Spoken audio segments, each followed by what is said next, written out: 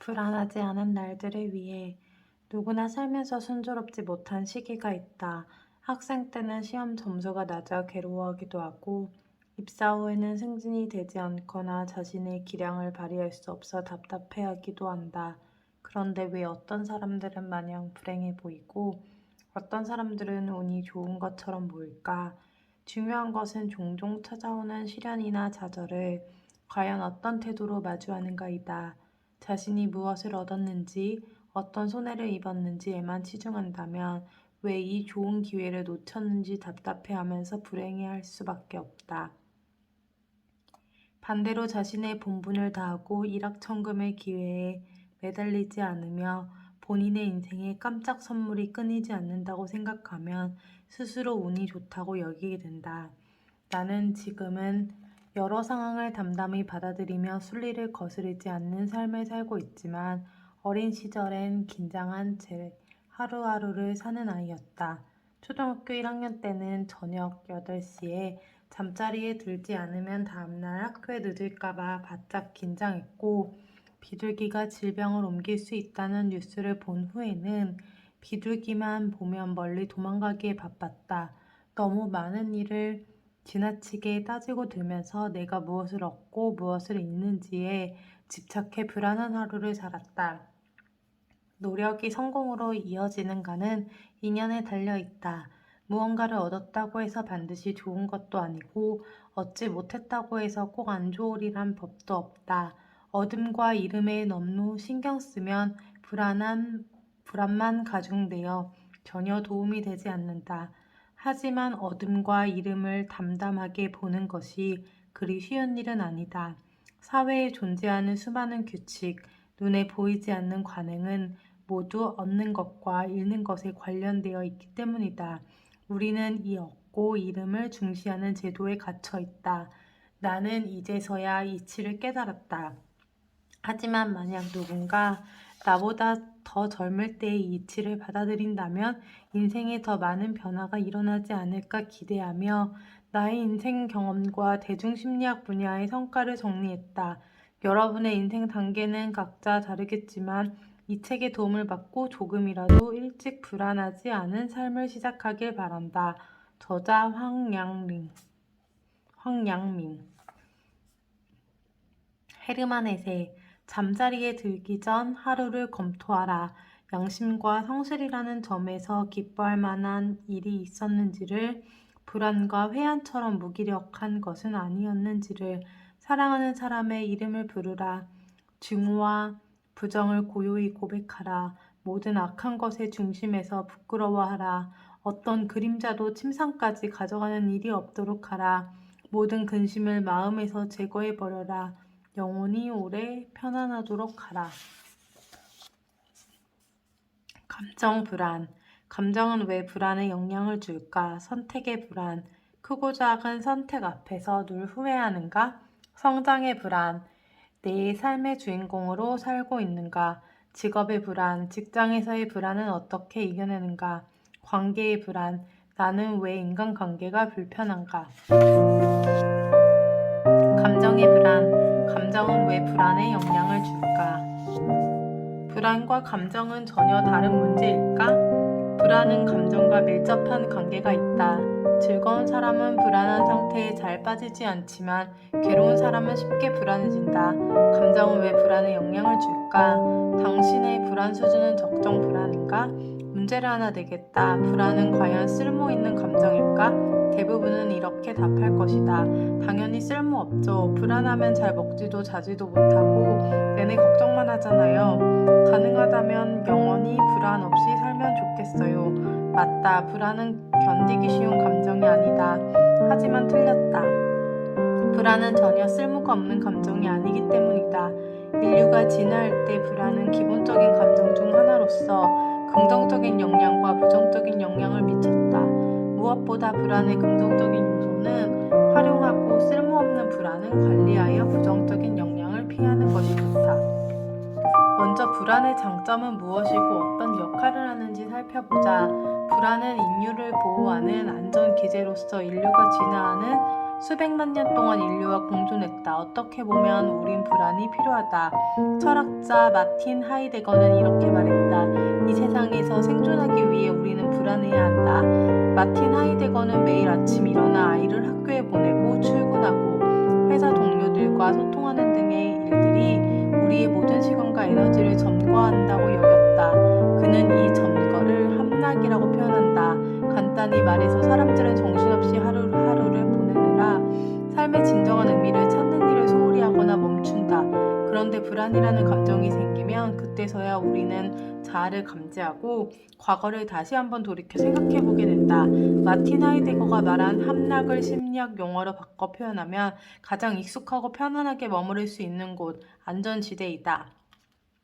하지만 계속 안전지대에 머무른다면 우리는 발전할 수 없다. 그런데 불안은 이러한 안전지대를 뛰쳐나갈 기회를 제공한다. 적정한 불안의 쓸모. 1908년 심리학자 로버트 여키스와 존 도스는 자극과 성취도에 관련된 유명한 실험을 했다. 두 사람은 실험용 쥐에게 임무를 주었는데 쥐가 임무를 완수하면 전기 충격을 피할 수 있고 임무를 완수하지 못하면 전기 충격을 가했다. 그들은 여러 강도의 전기 충격을 이용했고 그 결과 쥐는 중등 강도의 전기 충격에 가장 빠르게 임무를 달성해낸다는 사실을 발견했다.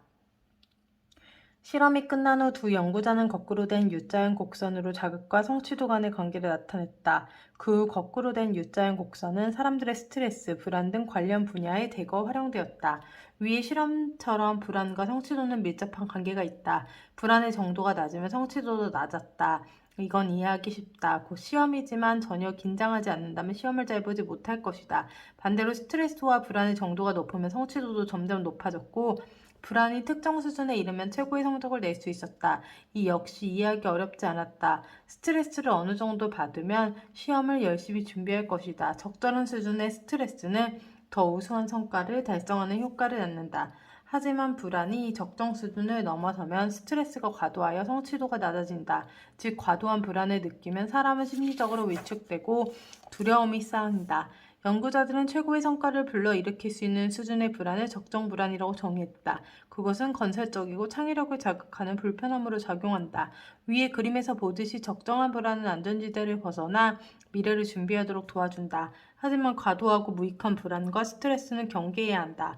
과도한 불안과 스트레스 상태에 놓이면 미래를 두려워하고 과거에 집착해서 문제를 해결하지 못할 뿐만 아니라 문제 해결을 위한 최적의 시기를 놓칠 수 있다. 작가 나탈리 골드버거는 이렇게 말했다. 스트레스는 일종의 무지 상태다. 스트레스가 쌓이면 모든 일이 매우 긴박하다고 생각하지만 사실 그렇게 중요한 일은 없다.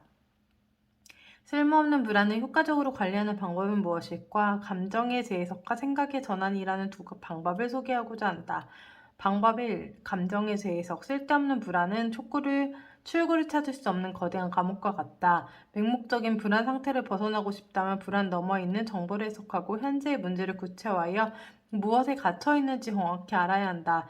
예를 들어 불경기 때문에 회사가 곧 감원을 단행할 것이라는 소문이 들려온다. 이를 알게 된 당신은 자신의 감원 대상은 아닌지, 만약 해고되면 다른 일자리를 찾을 수 있을지 몰라 혼란스럽고 온종일 불안하다. 이때 소문의 진위를 확인하려고 애쓰기보다는 마음을 가다듬고 불안의 배후에 어떤 정보가 전달되는지 해석하는 편이 낫다. 자신에게 이렇게 물어보자. 무슨 일이 발생했는가? 난 무엇을 걱정하는가? 해고된 후 재취업을 하지 못할까 두려움과 나의 부족한 능력이 걱정되는가? 질문을 하고 답을 찾다 보면 불안해하고 혼란스러워하기보다는 뭐라도 하는 게 낫다는 생각이 든다. 일자리를 잃을까봐 걱정된다면 이력서를 다시 준비해서 구직 사이트에 올리거나 친구에게 일자리 소개를 부탁해 본다. 부족한 실력이 걱정된다면 시간을 투자해 자기 개발에서 대체 불가능한 인적 자원이 되도록 노력한다. 상황을 정리하고 나면 목적 없는 번뇌와 근심 속에서 무엇을 해야 하는지 명확히 알게 된다. 맹목적인 불안은 어느새 행동을 유도하는 압박감으로 변해 문제를 구체화하고 계획을 세우게 한다. 불안 자체는 새로운 불안을 불러올 뿐이라는 점을 기억해야 한다. 어쩌면 다른 일 때문에 불안한 감정에 빠졌고 불안해하는 자신을 보면 더 불안해진 것일지도 모른다. 이럴 때는 자신과의 대화를 통해 불안의 배후에 숨어있는 정보를 재해석하고 현재의 감정에서 벗어나 어떻게 해야 하지를 앞으로 무엇을 해야 하는가로 바꿔야 한다. 오래 생각해도 소용없다. 행동하라. 그래야 자신을 도울 수 있다. 방법 2. 생각의 전환. 사람들은 왜 감정에 좌지우지 될까? 사람들의 잘못된 신념이 감정을 좌우한다고 판단한 심리학자 알버트 앨리스는 ABC 이론을 제시했다.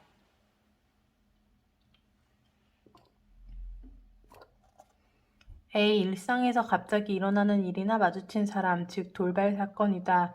예를 들어 상사가 면담을 요청하는 일. B. 그 일에 대한 자기 생각이다. 상사가 트집을 잡으려는 것 같다. C. B처럼 해석한 후 초래되는 결과다. 상사와의 관계가 불편해졌다. 보는 바와 같이 당신의 감정 C는 A, 사건 또는 사람과 직접적으로 초래한 것이 아니라 당신의 생각인 B 때문에 발생했다. 사건을 어떻게 인식하는지에 따라 그 사건에 대한 견해가 달라지고 나아가 느낌과 행동이 달라진다. 상사가 단지 업무 진전 상황이 궁금해서 면담을 요청했다고 받아들였다면 C는 업무 진전 상황을 성실히 보고하고 상사의 피드백을 경청한 후 업무를 순조롭게 이어나가는 결과로 이어졌을 것이다. 갑작스레 일어난 사건이나 마주친 사람 자체가 자신을 골탕 먹이고 걱정에 빠뜨리는 것이 아니라 사람과 사람에 대한 자신의 생각과 반응이 기분을 결정한다. 한마디로 첫 단추를 끼운 사람은 나 자신이란 말이다. 여기에서 관건은 B, 즉 사건에 대한 나의 사고방식이다. 그렇다면 어떤 사고방식을 가져야 할까? 우선 자주 범하는 생각의 오류를 몇 가지 알아보자. 첫째, 정보를 객관적으로 처리하지 못해 주관적인 생각에 쉽게 의존한다. 누군가 오늘 하루를 잘 보냈는지 물었다. 평범한 선의의 안부 인사지만 오늘 잘 지내지 못한 당신은 상대가 일부러 비웃으려고 또는 시비를 걸려고 물어본 것으로 생각한다. 이렇게 해보자. 일상의 크고 작은 일을 객관적으로 처리하도록 노력한다. 곤란한 일이 닥치면 다른 상황에서 같은 일이 일어났을 경우 똑같이 당혹스러울지 자신에게 물어본다.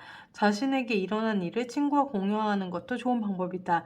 친구는 비교적 객관적인 관점에서 의견을 제시한다. 둘째, 일을 빨리 처리하고 싶은 마음의 일의 경과도 잘 모르면서 결과를 예측한다. 사장이 시뻘건 얼굴로 찾아오자 당신은 사장의 질책을 받으리라 예상한다. 하지만 그는 기쁜 소식을 듣고 얼굴이 새빨개질 정도로 달려온 것이다. 이렇게 해보자. 머리를 쉴 새 없이 굴려가며 사건의 순서대로 차근차근 처리하는 방법을 연습하자. 일을 처리할 때마다 먼저 사건의 맥락을 제대로 알고 있는지 스스로 되짚어본다. 잘 모르는 부분은 부정적으로만 해석해서 안 좋은 방향으로 흘러가리라 예단하지 말고 여러 가능성을 염두에 둔다. 공은 둥글다. 일에 대한 태도도 그래야 한다. 결과는 여러 방향으로 전개될 수 있다고 생각하며 융통성을 지녀야 한다. 잘못된 방식으로 일상의 크고 작은 일을 대하는 태도를 버려야 한다. 올바른 사고방식을 갖추면 상사 앞에서 업무 부주의를 인정하는 일 같은 불안 요소도 긍정적인 방향으로 전환할 수 있다. 부주의를 초래한 원인과 책임이 무엇인지 객관적으로 분석할 수 있기 때문이다. 또 책임져야 할 부분에 대해서 개선 방안을 세울 수도 있다. 너무 수동적이고 부정적인 태도로 일을 대하지 않는다면 문제의 반은 해결한 셈이다. 이처럼 알버트 앨리스의 이론을 적용해 본다면 나쁜 감정을 조정하고 차분히 이성적으로 문제를 생각할 수 있다.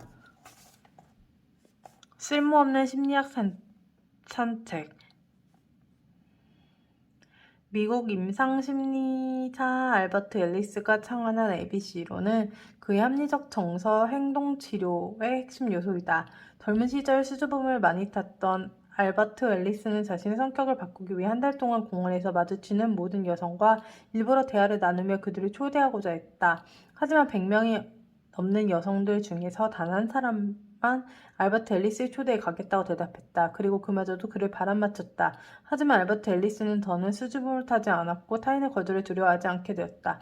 이런 개인적인 경험은 그의 이론에 지대한 영향을 미쳤다. 그는 사람들이 공경에 처하는 것은 자신의 비이성적인 판단 때문임을 깨달았다. 생각을 바꾸고 행동에 변화를 줄 수 있다면 공경을 벗어날 기회가 찾아온다. 이론은 지금까지 널리 인정되고 있다.